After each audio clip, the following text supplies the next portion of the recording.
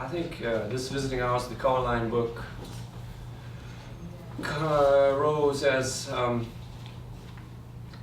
was kind of forced to realize, maybe admit, and then go after the ways that borders in the world, conceptual structures, political structures in the world we think of as exterior to ourselves are also mapped very complexly on our interior selves, and even on the borderline between this kind of membrane that we are between what we think is exterior and interior, that permeable kind of selfhood. So the question was, how do you take these erstwhile political, sometimes historical, social realities and then follow them when you swallow them down inside yourself, or when they follow you home and don't, as they don't, stop at the front door. So this first poem I think of as an ecological one in the way that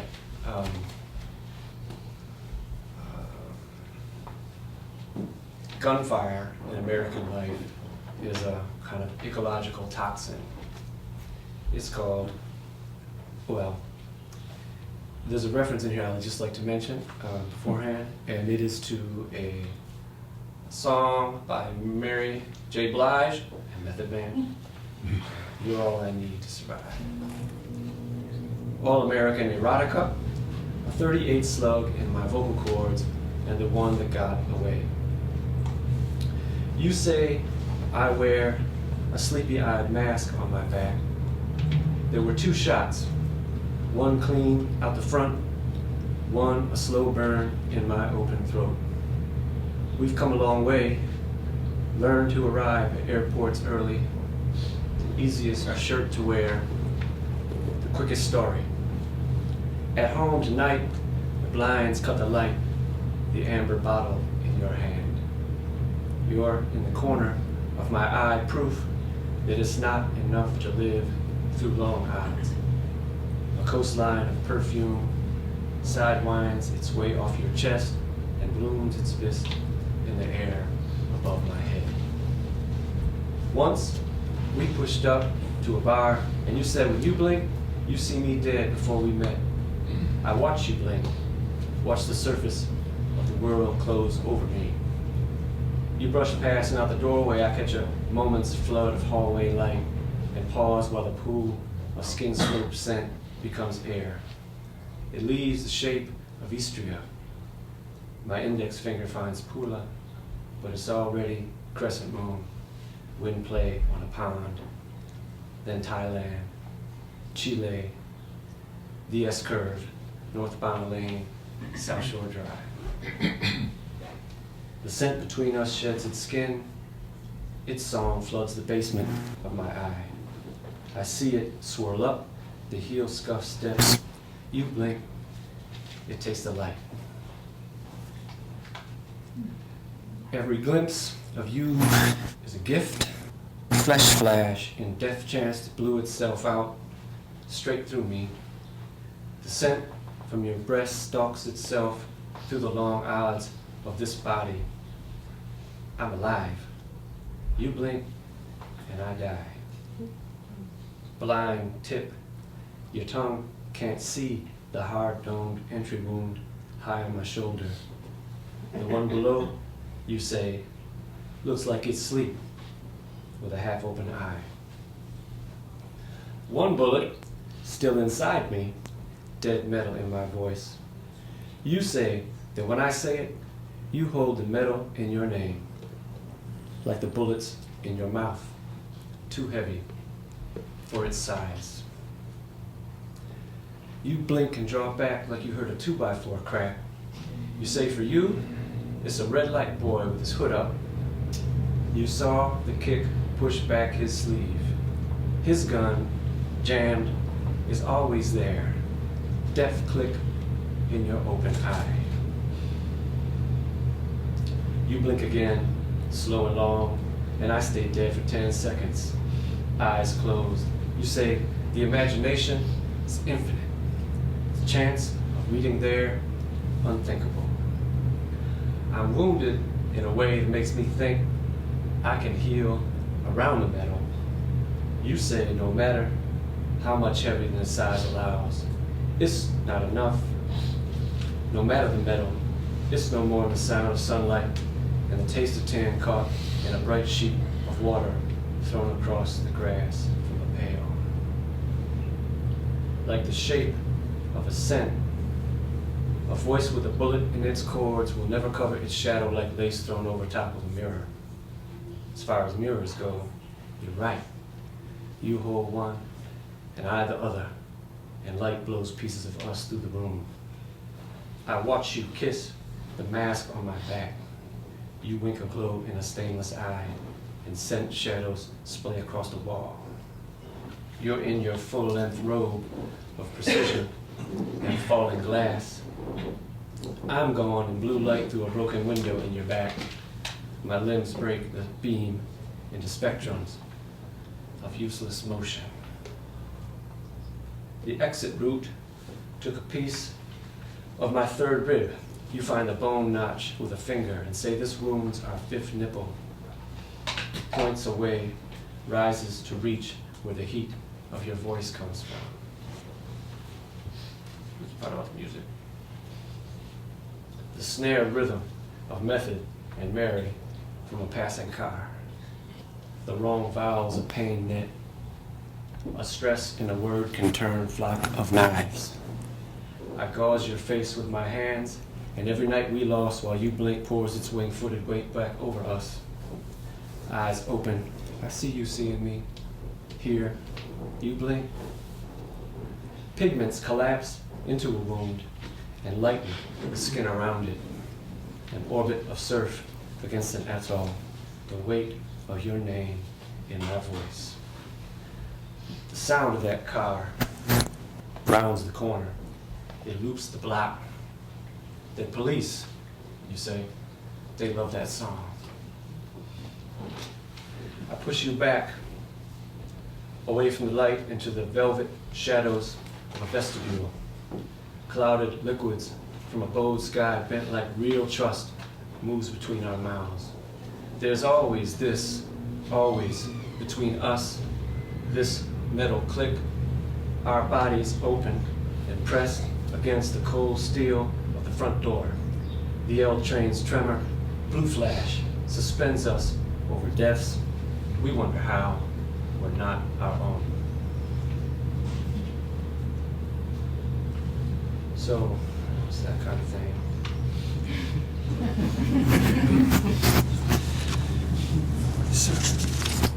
I had a sister, artist. It's my artist. It's Grey Goose. I had a sister who was an artist and left home when she was 12 and moved to Colorado. First she moved to LA and then got married in Vegas. But then she lived from the age of 17 on until she was 44 in the very high country in Colorado in Chaffee County. And in that county there's a mountain called Mount Shavano. And on that 14,000 foot something peak. And on that mountain in the spring, right about this time of year in fact, the snow cap melts down to the glacier, which is in the shape of a dancing woman. Mm-hmm. And they call it the Angel of Mount Shavano. And there's a Arapaho myth about the angel crying, then tears that water the fields that irrigate, coming down in the runoff. But she doesn't look like she's crying to me. It sounds a little too Catholic for me. I'm wondering if there's some translation issues. But anyway, I love that county, and I love my sister, and I used to go visit her all the time when I was younger than her. So as a child, we would go on little pilgrimages out and try to find her, see what she was up to. So I wrote this poem about the last time I saw her, and she wanted to. One of her projects was, I was visiting by myself. She wanted to climb up and have lunch up on the Angel, which altitude she was rather more acclimated to than me, you can imagine. So, call it an air. Last time I saw you on your feet, we climbed Mount Shavano to have lunch on the Angel's hip. Year by year, step by step, you lead me up past the line where trees grow, past the line where shrubs cling to rocks, and you tell south by the lichen. I hesitate when my lungs begin to ache, lose a full step for your every two. We passed the line where grizzlies plunder pine cone stores of black, cat-eared alpine squirrels. Empty craters that smell of thin, green air. We're into the zone of the all too recently disturbed. Stones where grizzlies find moths that balloon off the plains of Kansas and Nebraska to mate in the rubble up beyond the tree line. I don't want to know any of this, but I do. You do too, but give a damn.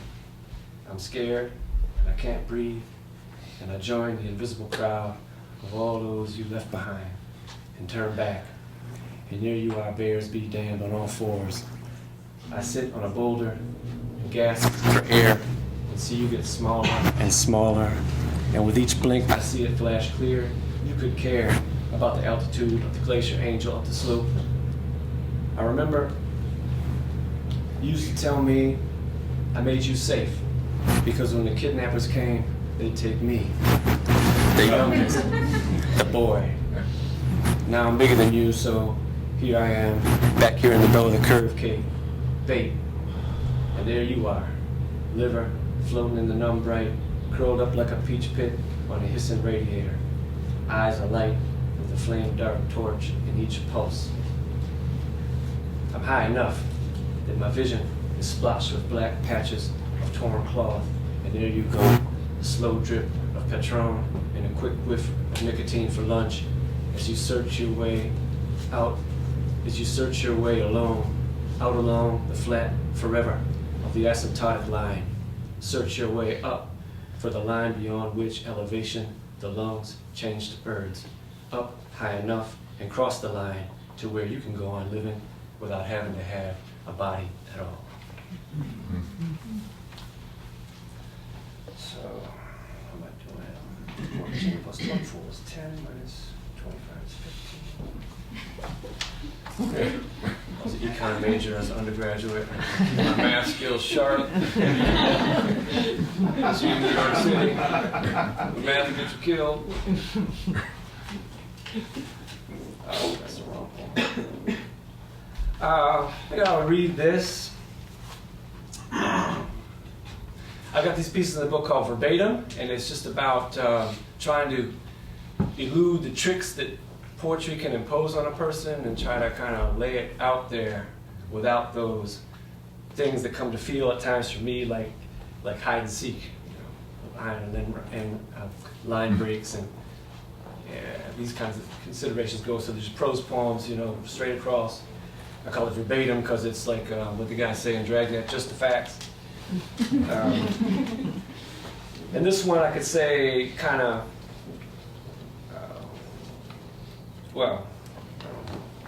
there's a poem by Michael Ondaatje from the 70s called The Time Around Scars. Very interesting poem about scars and time and what they contain. And I was also thinking recently about Maggie Nelson's book, The Art of Cruelty. I read it recently and I was amazed by all the ins and outs in that book. And it brought this poem to mind, so.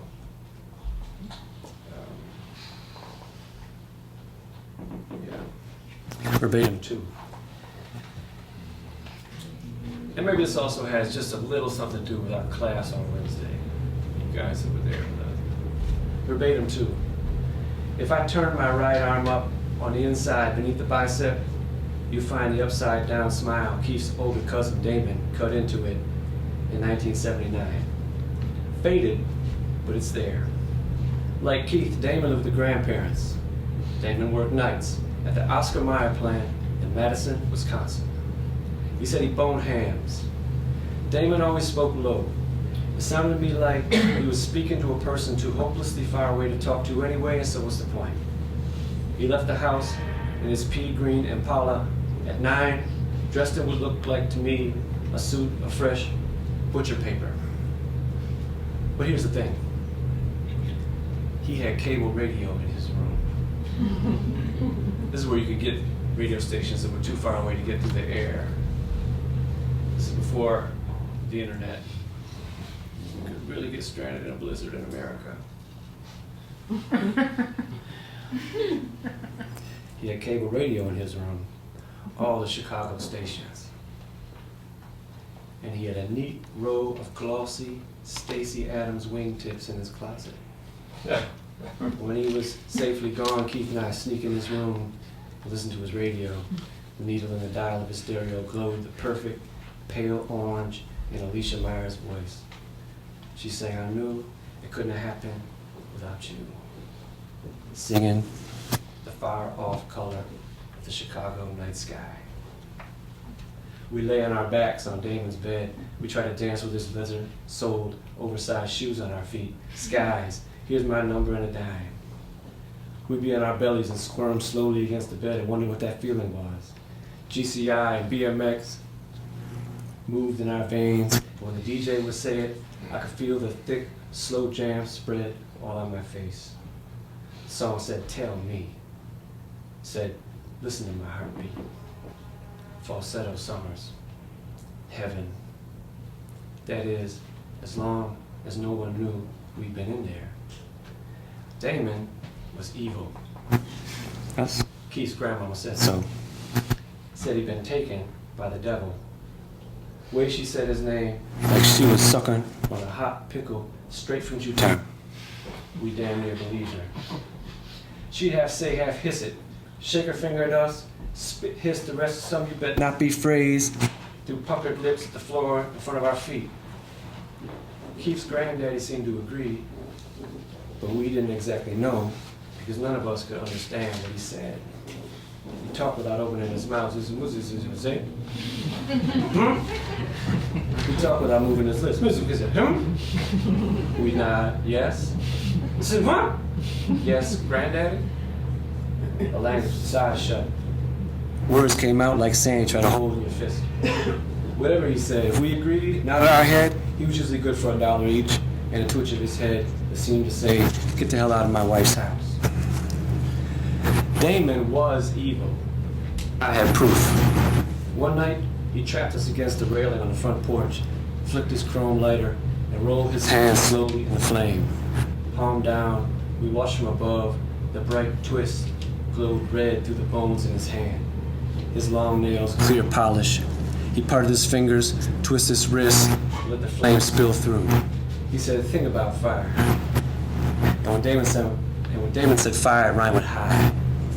So he said, "The thing about fire, you don't get burned, you know how to move."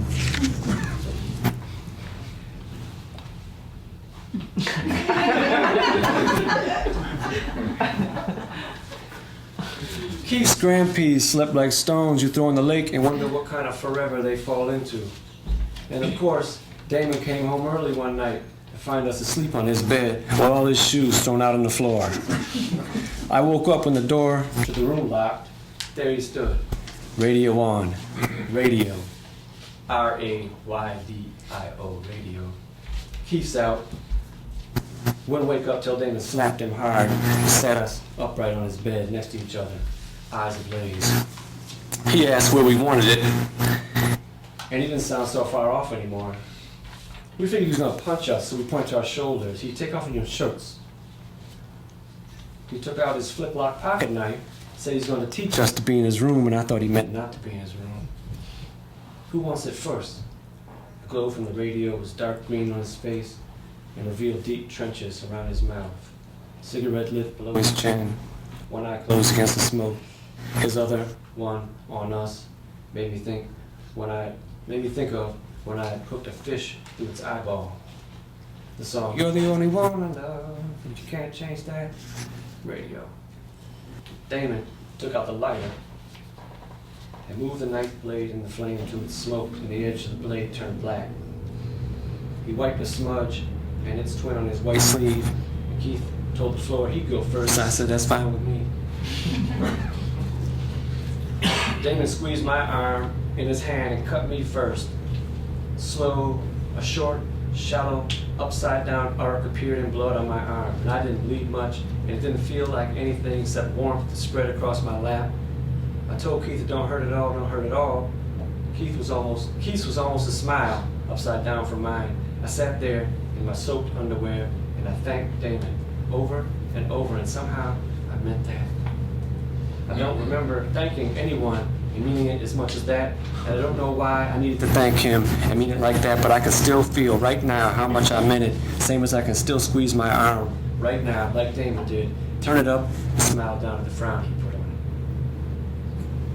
And I can see his face, and stare again, the wingtips toppled all over the floor. I thanked him, and Damon said, never mind all that. Just do whatever you've got to do. Keith, in a voice I'd never heard before, said, why? And Damon said, because if I ever see you in here again, or if anyone sees those cuts, I'll go to jail. I'll go to jail for cutting those little niggers' throats.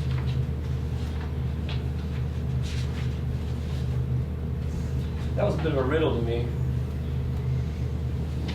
But later on, events proved that, well, to me, that what he was trying to do there was protect us from him.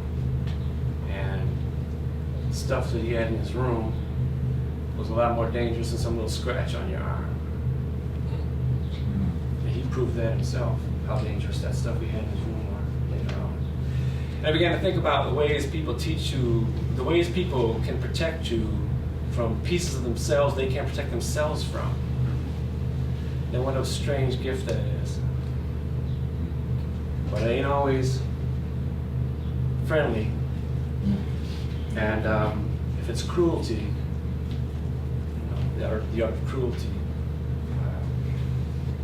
no, still puzzled.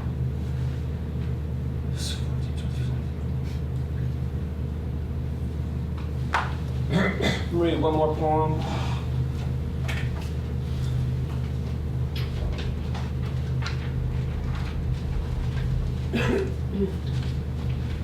You guys okay? You all right? It's a poem I wrote last year on, well, I began to write last year on John Coltrane's birthday, but it's his 87th birthday. A friend of mine emailed me a quote from Coltrane on his birthday. So you see this thing Train said, and I said, wow. And all this stuff I'd kind of been thinking about for weeks, disparate stuff seemed to fall kind of on top of that quote in a way, you know, so I put in this poem. It'll take about 10 minutes to read this poem. 1 minute for things you have to know. A calyx is an archaic term for a synapse. The largest calyx in the body, at least circa the time when they were discovering this stuff, was discovered by a guy named, believe it or not, a synapse is the space in your neural system where electricity has to arc between the nerve cells to make your nervous system function, where you can feel your place in the world. The largest calyx in the body was discovered by a German anatomist named Hans Helm. So that's irony. Santiago Ramon y Callao was a Nobel Prize-winning anatomist, too, physiologist, who was famous for painting these things in a microscope. And he wanted to be a gymnast and a painter, and his father forced him to be a physician, and so he became this painter of anatomical reality. He won the Nobel Prize in 1906 for discovering what they called the interstitial cell. Pesos is a river in Barcelona. Troy Davis is a black man in Georgia who was executed by the state almost 3 years ago. John Coltrane's a saxophone player, died in 1967. His final album while alive was called Interstellar Space. Nika is the short term for a baroness who was a patron of jazz musicians. Nellie is the first name of Thelonious Monk's wife. Warren Keepnews, founder of Riverside Records, jazz journalist. Juanita Naima, Coltrane's first wife. Bronislaw Kaper, you all know Bronislaw Kaper. He wrote the song While My Lady Sleeps for a movie in 1941, believe it or not, was called The Chocolate Soldier. You see how all this goes together, obviously. Heliopause is the border between the solar wind and interstellar space. It's kind of where the solar system ends.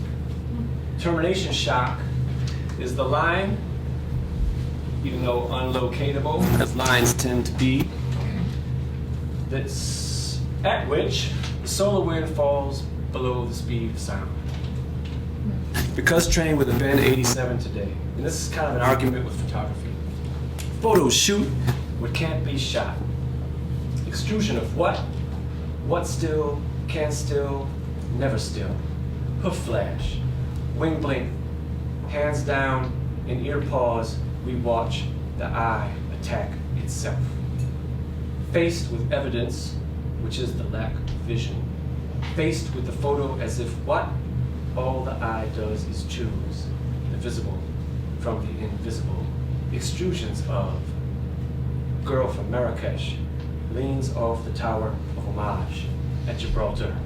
Susurrus her summon her simoon calyx of hell. A fugitive erotics of vesicle and cleft. Santiago Ramoni Calla. His carriage at the drawbridge, his eyes scan a torrent of arm. Mistress rhythms of pesos in a pale hand covered by a shawl. Train said, if one of my friends is ill, I'd like to play a certain song and he'll be cured. Float, the spring of 1957, the supple shadow of shade, street light spot street diagonal by a telephone pole at Cooper Square. Juanita Naima stands outside the 5 Spot Cafe, listens to Nellie Monk borrow a cigarette from Orange Keep News. Nika lights it with a flamethrower. She kept the flamethrower in her purse. During a break between sets, Keep News asked Train again about his contract. Train said, signed with Prestige 3 weeks ago. Mid-March, Nellie, why is it the flame so high? And Nika, so I can smoke in the rain. This flare of light is cleft enough, is an open page. Signature of evaporated scars, headline in fiction, February 22nd, 1967, Coal Train Rashid Ali, survived termination shock, traverse the heliopause, interstellar space. It was because I love you that I said exactly what I said. The paragraph this poem demands can only surrender or injure. Extrusion of what? A photo can graft. A shovel severs the root one sought to replant. The pause in a photo where one ear touches an untouchable hand. Calyx of hell. September 21st, 2013, 2 years to the day after his state murder in Georgia, people hold hands, I among them, in DeKalb County Library and chant, I am Troy Davis. Last Friday, I am Troy Davis. Train said, when he be broke, I bring out a different song, and immediately he had all the money he needed. Float, the spring of 1957. Lyric time is time made of other times. A missing photo of what's missed in a photo. It's important to know leap and gap. Bronislaw Kaper met Schoenberg in Los Angeles. He said, people call me Edward Kane. In 1941, Kaper's Kane wrote While My Lady Sleeps for a musical titled The Chocolate Soldier, starring Philadelphia ironworker turned opera star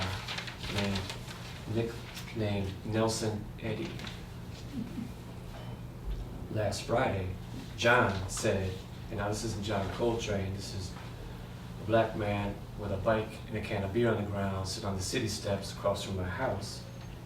That John said, after I finish this, I ain't gonna lie, I'm going back in for a year, maybe 2.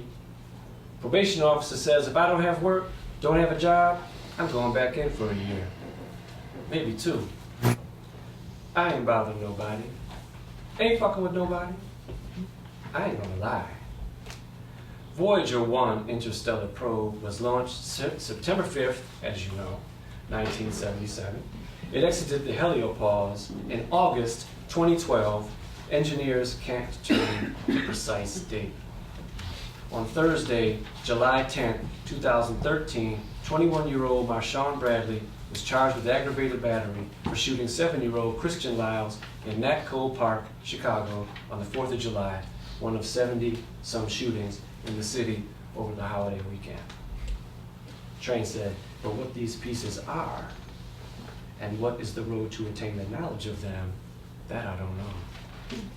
Float, the spring of 1957. Call it stubborn, call it a photographic ostinato, a lyric leap from Eddie's troubadour serenade of Rize Stevens. Sound engineer Ruby Van Gelder can't determine sotto voce if Paul Chambers is the leap or the bridge. The gap is take one taped via Weinstock method. Gittler called it a final, eerie note. Lyric time, a missing photo of what's missed in a photo. Coltrane, Prestige, 7105. Photo of a horn taken on a horn.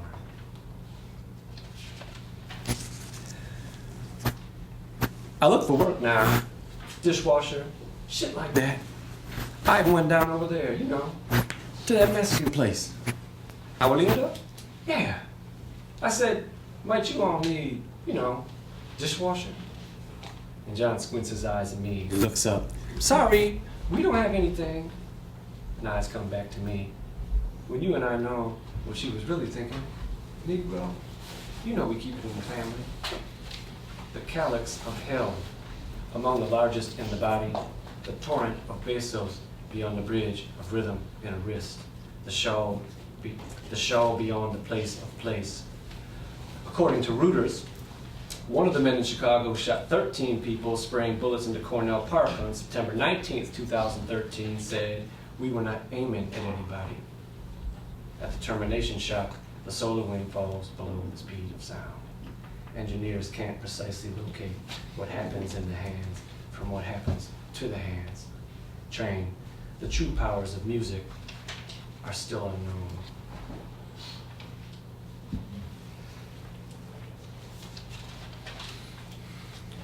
This is it. When an allergy affects the eye attacks the eye. As in a photo, which disappears everything not visible. As in an eye that sees a park full of nothing, full of nobody to aim at.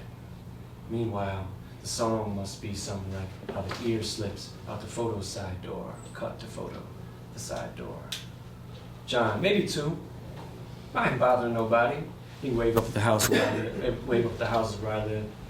I ain't up in them people's houses. I ain't gonna lie. First one was my fault. Okay, public indecency. She said she wanted to get high. I ain't messing with nobody. In Artie Shapiro's living room on August 22nd, 1955, Billie Holiday hums, "Please don't talk about me when I'm gone." Off mic, she said, "What the fuck can I do this in?" Jimmy Rose, the piano player, laughing. It's 1967. Coltrane's shoes could use a polish. He's got pain in his side. I am a few months old. 5:30 a.m. A poet friend of mine confides she's got a fox going to earth in her chest. I admit, these days it's been hard precisely to locate a good reason for reason. I smell sunshine, and blue smoke comes out of my mouth. My eye haunts itself, and for what slips in and out of ears, for what sounds when friends fall between sounds. If an analogy affects an enemy, then let's let Inferno the enemy, Inferno the enemy. Train said, to be able to control them must be, I believe, the goal of every musician. Thank you. Nocturnal Veils.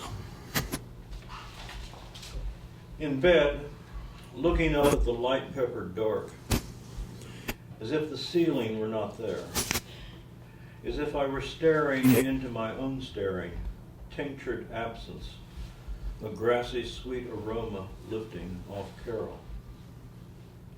In the zone between here and not here, the lunar curtain parts, as in a Mata painting. There are tilting astroplanes, each a kind of arc or flight deck. One covered with snow has standing mammoths. It tilts, slides through a plane crawling with reptiles. I think of my brain with its reptile stem, its mammal hood. I see a bear humping a crocodile, try to get between them, to push them apart, open a space for a nascent self. In the zone between bear and crocodile, what will I be? A bare-headed crocoboy? A croc-headed baby bear? I screw off my head, toss it into the dark. Will it become a raven? A large bee? Headless, I watch through my chest, the air swarming with spirits. Nora, how is it where you are? Busy. Bodies rushing in and out. Did you know Cheney is full of reptile blood and driven by the mind of an Incan child abandoned on a mountain 300 years ago? A child spitting up lizard blood, freezing to death in a stone shrine. Now can you grasp Cheney's infantile wrath? Bush's secret is his tiny tail, leathery, about 3 inches, like the tip of a Komodo dragon's tail. Note how he is always heavily guarded from behind, for if some joker pulls his tail, a long yellow forked tongue will spurt from his face. Very few humans are pure human. Most are occupied by bizarre creature combines.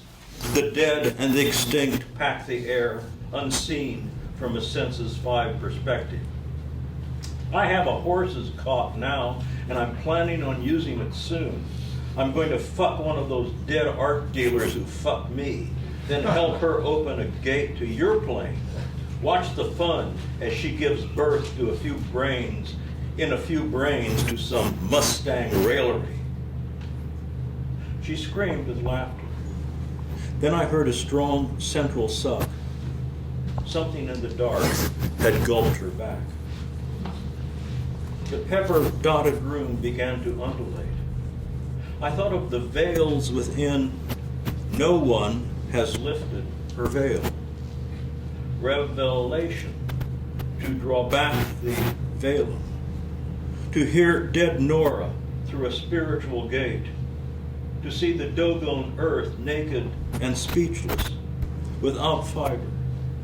A fiber skirt, the first word. Speech as plaited fiber. Speech lattice. Or Christ nailed on the cross as the arrested word. Vulva as lower mouth issuing red fiber. A many-colored Isis rainbow, net within which my fate is entangled, where the Nora spirits can be heard. Then I saw a black-caped, facial netted, full body veil, sitting as if on the cobble bridge, begging. No one has lifted her veil, became. At no time have women not been oppressed. My heart tore left and right. I tried to peel the true from the truthful. The rainbow flashed a central scarlet band. I knew it was the Wabilok sisters' menstrual blood circulating within rock python venom. I saw ripples of albino babies, each with a red or silver balloon, setting off across the rainbow bridge for the Argentine body of the moon. The cobble bridge beggar roared back, burqa, menstrual never shed, chrysalis of a monstrous anti-metamorphosis, quote, sewed up in a hammock with a small opening so she can breathe, end quote. Are all of us enclosed in the world of 5 senses, mummified poopas? The beggar hissed, your bars, spaced and wallpapered, allow some comfort and expanse. Mine, wrapped around me, nearly cover my eyes. I turned and sought sleep's stagnation, respite from the sear of intersecting planes.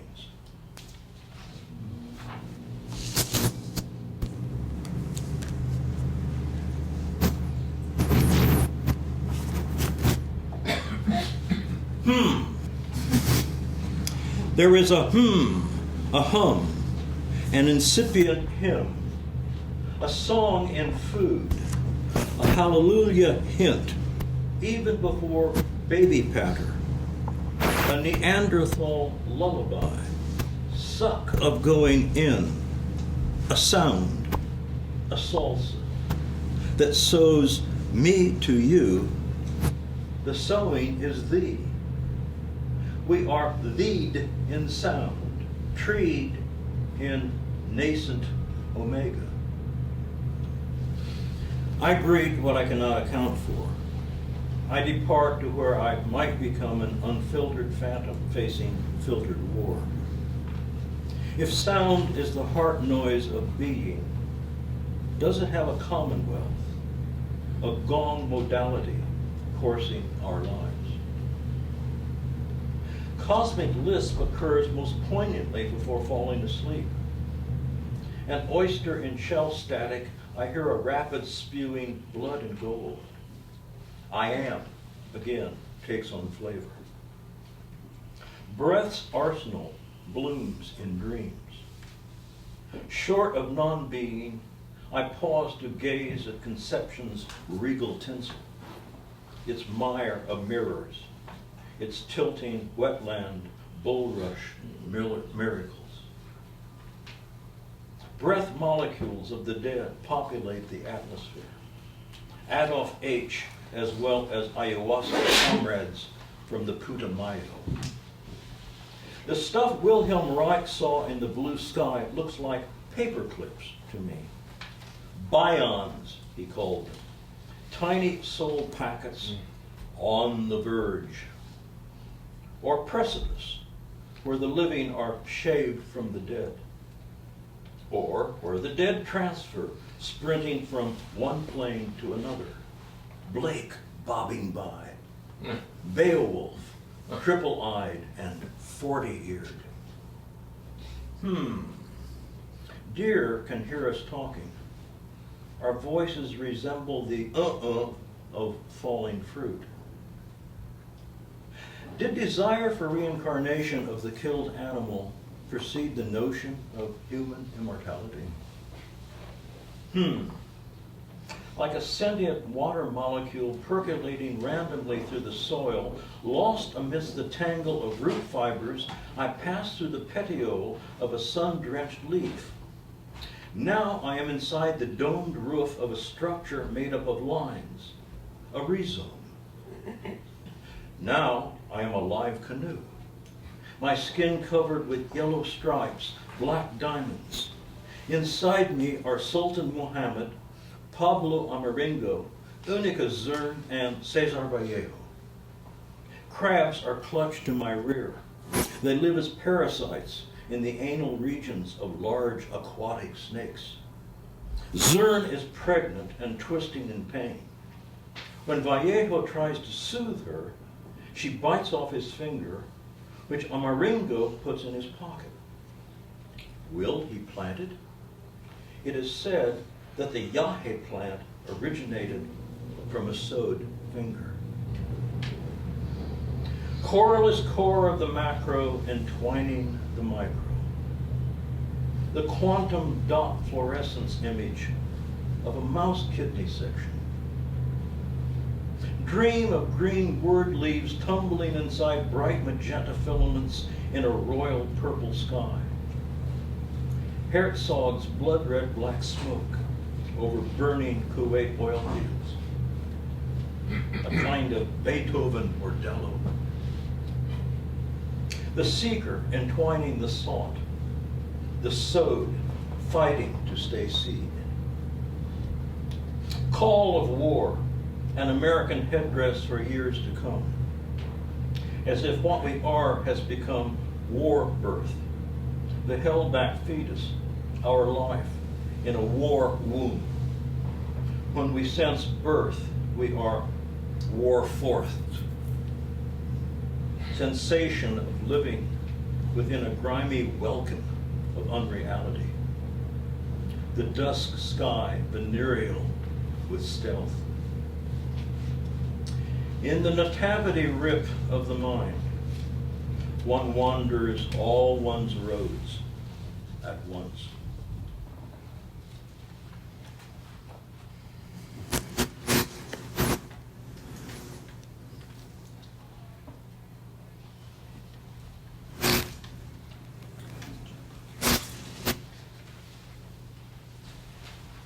Brief note on Octavio's Labyrinth. About 1/3 of the lines in this poem are from Eliot Weinberger's excellent translations of Octavio Paz's poetry and the collected poems of Octavio Paz.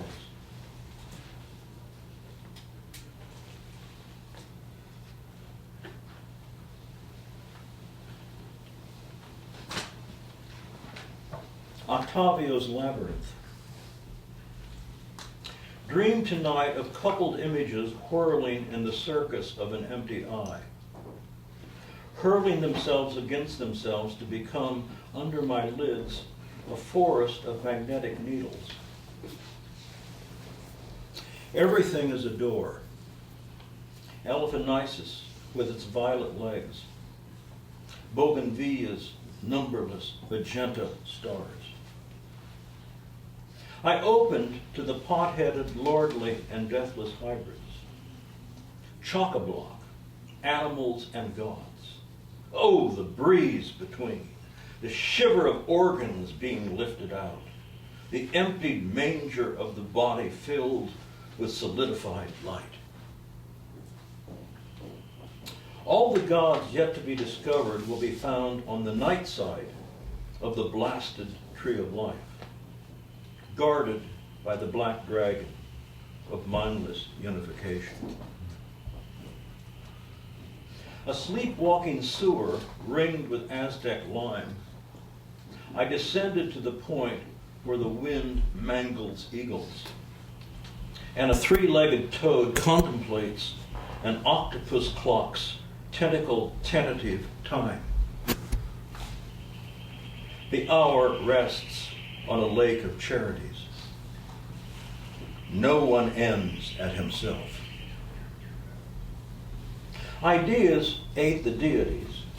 The deities became ideas, great bladders full of bile. The sanctuary was a dung heap, the dung heap a nursery, sprouting armed ideas, ideas idiotic as deities. We have caught up to Whitman, but his hand in mine has the feel of a Sudanese infant's claw.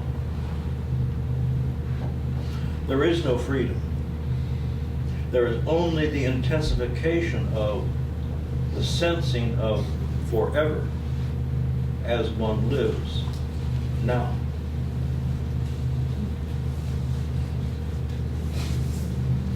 The next piece is called Dia de Muertos. In English it would be Day of the Dead. Dia de Muertos is the ancient Mexican ritualistic week. In some ways, it fuses our Halloween and Thanksgiving. Nora, Leon, Bill, I would be adrift with you in that dinghy, built painted off Bosch's ship of fools. The four of us as souls with wine and watermelon. Our ofrenda between us, stacked burins, scrapers, brushes, notebooks. And just to keep everything true to imagination, a squirrel smoking a cigar. On our mast, a tricolor would flap, so that Matisse's words, travail et amour, as on a Mobius band, would circulate within each of us. And our talk. We would have finally gotten our whole lives into what we say. Our conversation today concerning Kalkagathia, or the beauty and goodness of a consoling art, would spin out angel cradles between our gesturing hands and mouths. Then it would be time for me to go. I would slip out, regain the shore, and wave farewell to you, dearest friends, for another year by Carol.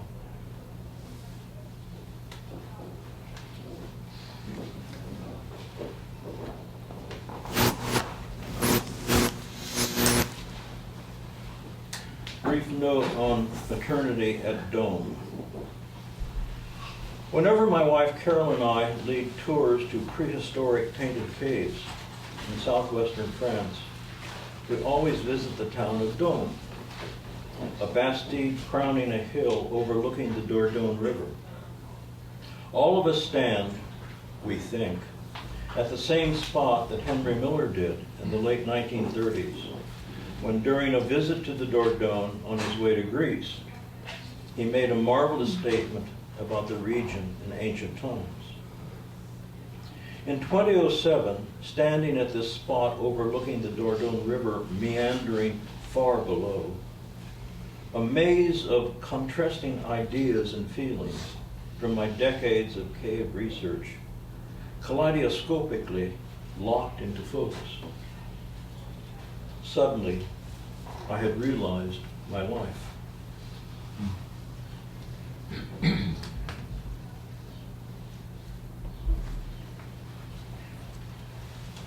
Eternity at Dôme.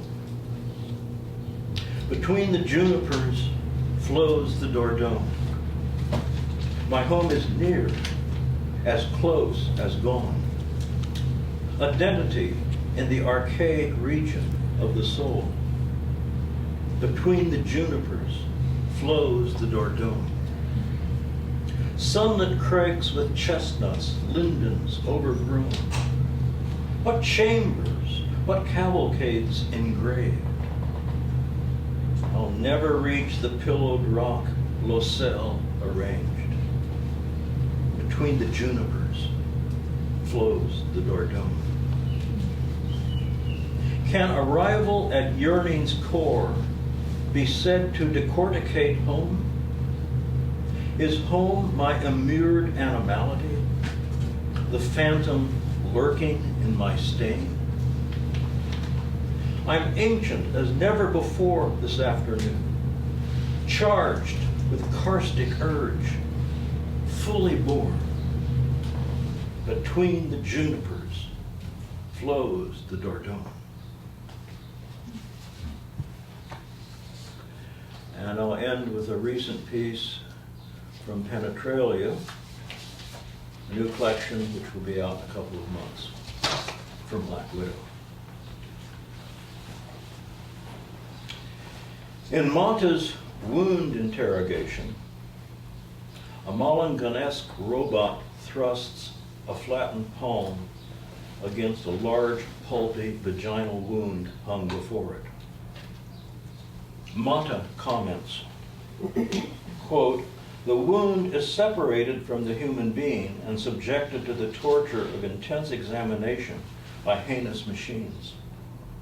The bloody red insides of the wound convey a life striving to exist, while the grays and blacks of the demon robots remind one of an industrial plant." End quote. This morning, at the end of first light, the sky was drinking a sap so old I could hear the ayahuasca cloud pythons gargling menstrual seminal elixir.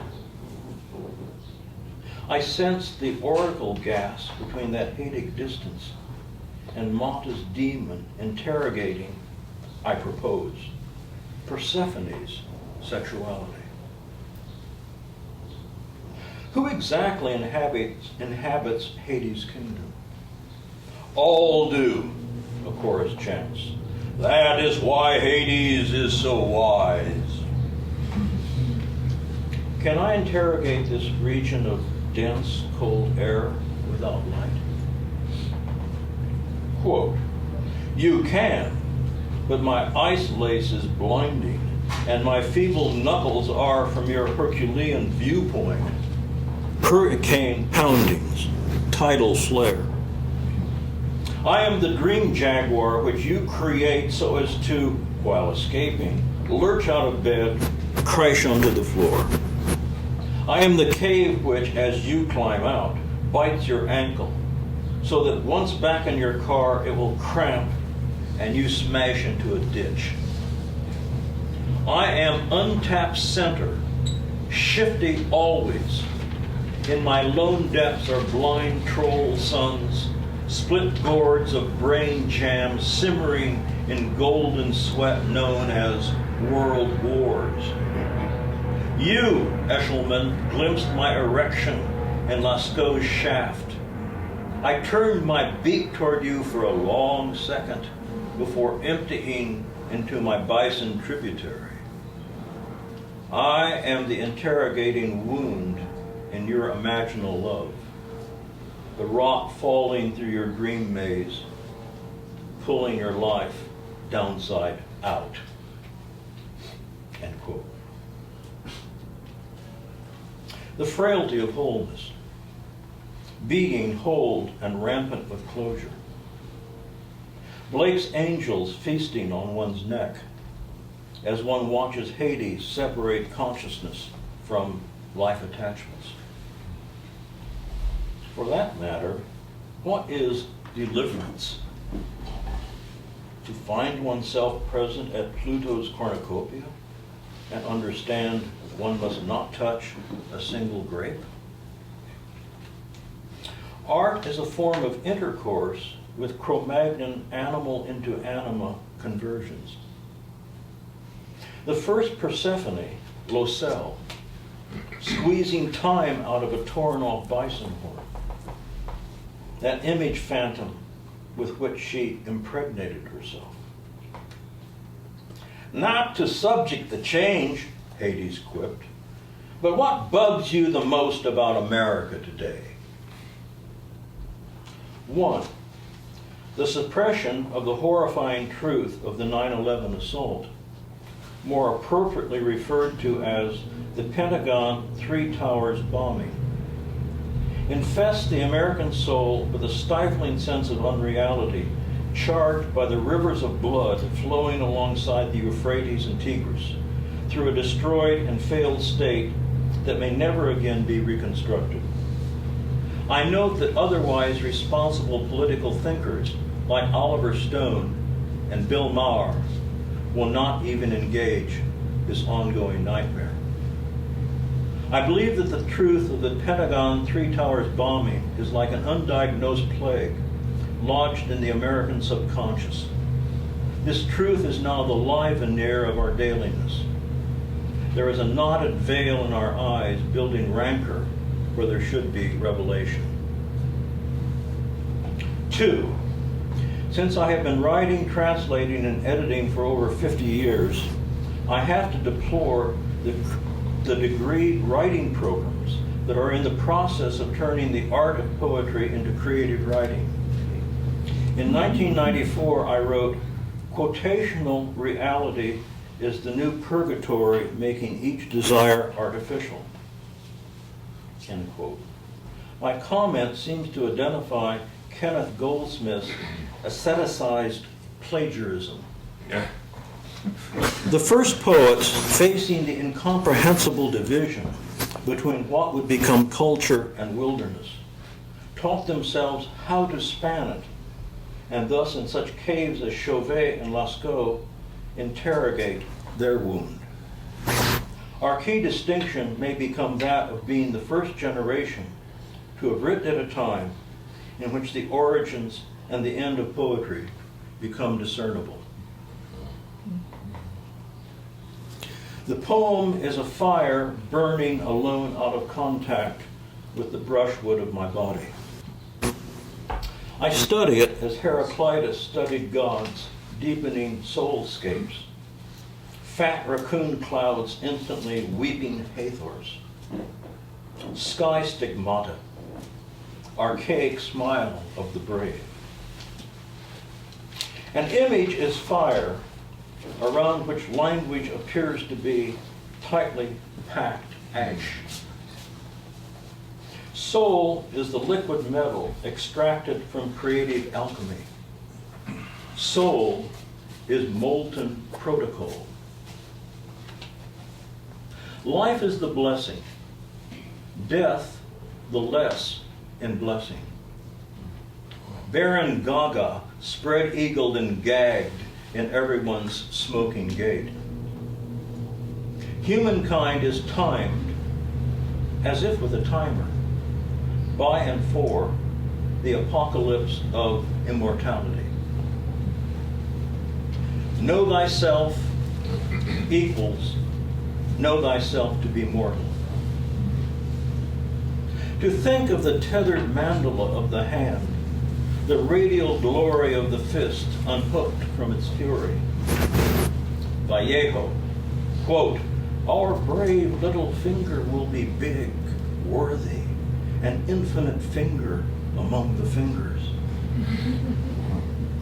Vodun thumb post attended by 4 hexed dwarves. Palm pressed to the Mata wound, to the Gargus wall. New human negative, the I am not that is. I dream because I first had hands, and in dream tonight I held my fire in my hands.